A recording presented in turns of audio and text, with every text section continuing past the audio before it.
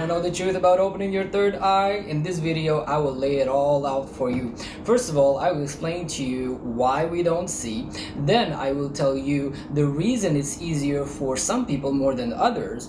And at the end, I will give you a Quranic verse to integrate into your practice, which help you with this goal. Now let's jump right in, but before we do that, I would like you to tell me what kind of practices have you put in place in the past in this regard. Let me know your answer in the comment section. I'm excited to hear it. Now, first off, let me tell you why we don't see. This is a very important subject. In Islam, there is the concept of what we call a barzakh in Arabic. So what is a barzakh? A barzakh, if you look at the definition of the word, it basically means a separation, a kind of partition, something that stands between two things, right? In this case, it is between the spirit dimension and the human dimension. So see, if this dimension is ours and this one is the spirit's, there is this huge gap in between that separates the two. And the reason that God has put this barzakh in is basically really out of His mercy. You see, the thing is, everything in the universe is actually glorifying God. The Buddhists speak about the universal and it's not just, the spirits or the angel, but it's also the mountains, the birds, the animals, all sorts of things are all standing in unison to glorify God. And the way that God has built this is that He put this veil over our five senses, so we're basically able to go about our lives. I mean, already today there's so much noise in the world, but imagine if we would hear, the actual noise of the universe, of all the spirits. There's no way we could maintain our sanity. Speaking of which, in the Talmud, it is mentioned that if someone was to see the sheer amount of spirits in the world at any given time, they would not be able to keep their sanity. So this is a very important aspect of why God has chosen to hide this from us. It's not because He didn't want us to experience this reality, because it can be experienced, but through sheer work, willpower, and effort. I mean, we know that there are encounters between jinns and human beings, and we know that these jinns can cross over to our dimension as we can cross over into theirs. The difference is really into the process. But as I mentioned before, this partition, of course, it's invisible. It's not like you're gonna hit a wall someplace. It's a frequency wall between what our five senses are normally tuned to see and perceive and where the spirits actually lie. And you have to understand that when you're working to open your third eye, you just become more sensitive. It's not just about seeing, your hearing becomes more sensitive, your heart becomes more sensitive, everything will be more intense, your emotions, even the colors will be brighter. And this is the stuff that I never see people talking about, except the ones that I've spoken to who have actually developed this talent. They will tell you, this is no gift, as many claim it to be. This is a double-edged sword, positive and negative. You will be more sensitive to sounds, like, if you go to a concert, crowded places, you won't feel as much comfortable as other people are.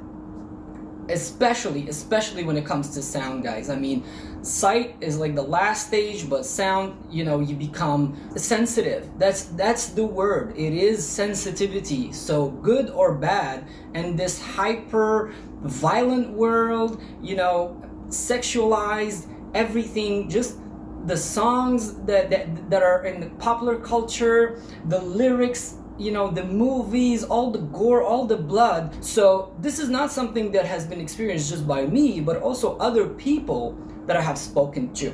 And I think that it's very important, and this is a reality that gets, kind of hyped up, glorified by people. And I think those people really, either they're ignorant or they haven't done it. In both cases, they don't know what they're talking about. So I really want to make sure that you guys understand this. I mean, spirits are scary, okay? Not everyone has the heart to be able to see spirits in their true form. Not everyone has the natural ability or talent, which comes to my second point. Why is it easier for some people? I won't go into too much detail, but if you go back to the book of Genesis, it mentions that the Beni Elohim came down and they, interbred with the daughters of men, and they had children, and they went on to become great people and kings and whatever. So this is something that you can research, but of course in Islam we don't believe that God has sons or daughters, but that's how they're referred to in the book of Genesis. Now this tells us that there are people who have this kind of half blood, and this goes back all the way to the epoch of the book of Genesis, meaning this is at the start of humanity, when we were just a brand new race, which means that some of us have this blood running through their veins, and it really depends at the level of intermixing. I mean, some people don't, they might have 0%, other people might have 20, 30, 50. It really depends. There's definitely a genetic element, as there is to anything really. I mean, some people were born to play basketball, some other people were born to play football. It's just how things are. In the case of spirituality, it is. Does this mean that someone who doesn't have this predisposition cannot develop it? Absolutely not. But as I said, some people are just born for this, and I wanted to explain to you the reason. Now, if we go back a couple of years ago, when I was developing my spiritual side, I was doing all these practices, researching this field, doing many meditations and using the verse that I will share with you in a moment. And then at some point it really started to work. Literally, I started seeing stuff, not hallucinations, real actual stuff. And one of the first ways that it started happening is, I remember one day I was sitting with my friend outside, it was dark, and then at some point my friend's face just changed, it morphed. It was another person. The person had his traits, it kind of looked like him, but not him really. My friend is blonde and this person had brown hair, and he was looking at me and I looked at him, and of course I was disturbed. I kept blinking my eyes thinking maybe I was hallucinating, which I was not. And then I realized that I saw his qareen. So imagine you're sitting with someone, then you start seeing their qareen.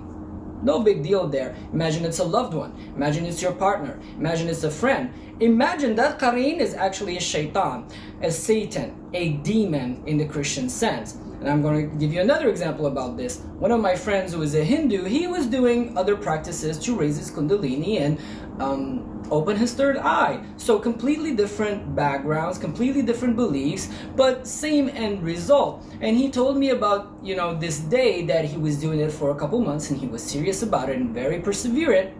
He woke up one day, went to the bathroom to wash his face, and when he got up from the sink, he saw this monster. He said he's never seen a scary creature like that. Now, I didn't want to tell my friend that what he saw was his qareen and that his qareen was actually a demon, but he said that was it. He stopped since that day because he got so scared. So my friend got scared of himself. Imagine your father has a demon after him, or your mother, or your daughter, or your sister. So we go back to what I mentioned about the Talmud, that you will lose your mind, you will lose your mind. If you start telling people like, yeah, you have a demon after you, walking in the street, your boss, your colleagues, your friends, it won't be long before you're chained up to a bed in a psychiatric hospital. So why is no one talking about this? Because they haven't done it. See? So I want to make sure that you understand this before we go any further. And of course, I promised you that I will give you the verse. Now, there are other verses to do this, but this is the most popular one in this regard. But before I do that, give this video a thumbs up and subscribe to the channel for more awesome content. As promised, I'll give you the verse. The verse is in Surah Qaf, chapter 50, verse 22 of the Quran. And as I mentioned before, there are other verses associated with spiritual sight, but this one is most popular, and you'll understand why when I explain the meaning. So the verse goes as follows: لَقَدْ كُنْتَ فِي غَفْلَةٍ مِّنْ هَذَا فَكَشَفْنَا عَنْكَ غِطَاءَكَ فَبَصَرُكَ الْيَوْمَ حَدِيدٌ. Which means, you were unaware of this, but we have lifted your veil, so your eyesight is sharp today. Now, this verse, first of all, makes reference to the veil, which I have mentioned before, and it tells you that you can lift that veil, or God, obviously in this case, can lift that veil for you, and when your eyesight is sharp, it means you'll be able to see everything. And again, be careful what you ask for, because you just might get it. Now, you might be wondering now, how many times should I recite this verse? As I like to always tell my students, the more the better. But if you're looking for a target to set to yourself, I will give you a number. It's 4,812 times. All right, and I will repeat the verse slowly so you can get the pronunciation right, which is very, very important. It goes something like this: لَقَدْ كُنْتَ فِي غَفْلَةٍ مِّنْ هَذَا فَكَشَفْنَا عَنْكَ غِطَاءَكَ فَبَصَرُكَ الْيَوْمَ حَدِيدٌ. And the key here, guys, is consistency and persistence. All right, this is very, very important. This is not something that is going to happen in 2 or 3 days. You have to put in the work for weeks, even months, depending how much you are predisposed to it, as I've explained before. You see, so everything here is linked back together, and that's why I decided to touch on those points before giving you guys the verse. Now, I hope that you have enjoyed this video. I hope that you found value within, and if you want to work on your spiritual journey and practice Arabic magic, or are interested in Islamic occultism, you are welcome to check out my membership site. You'll find the link in the description down below. Now, you take care of yourself, and I'll see you on the next one.